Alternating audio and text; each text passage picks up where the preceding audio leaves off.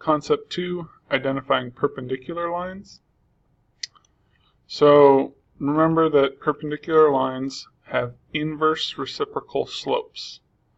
Alright, and once again, that means that they are going to have opposite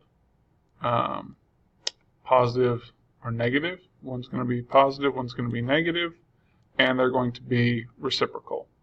So if I had minus 5/2, my perpendicular line will have a positive 2/5 slope. Okay. When you're looking at equations, perpendicular lines, doesn't matter what their y-intercept is. Okay. They could have the same y-intercept, and all that means is that is the point where they're crossing. Okay. So perpendicular lines, all we're really looking at, or all we're really looking for, are inverse reciprocal slopes. Okay. So if this slope has a -2, right, -2/1, I'm going to be looking for a positive 1/2, and that would be a perpendicular line. And you can see right below it, I've got a positive 1/2. Okay. Down here, I've got a slope of 2,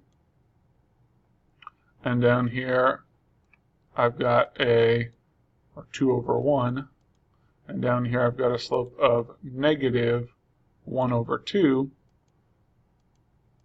So these two are going to be perpendicular. Okay. And here I've got a slope of 1, right? It's x by itself, so my slope is going to be 1. What is my inverse reciprocal of a slope of 1?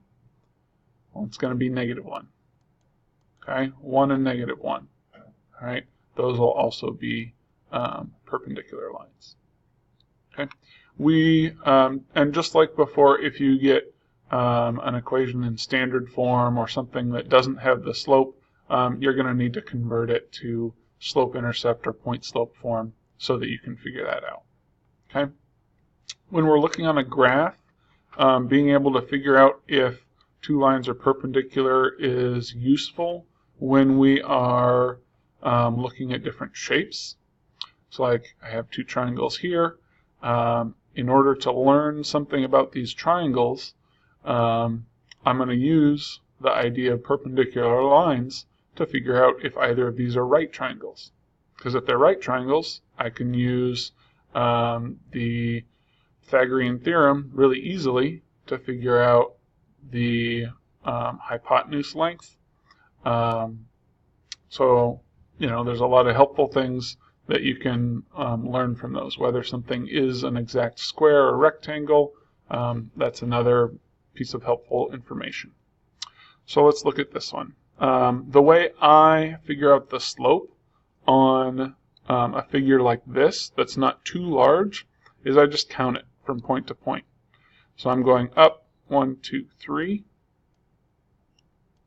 and I'm going over 1, 2, 3, 4, 5, 6.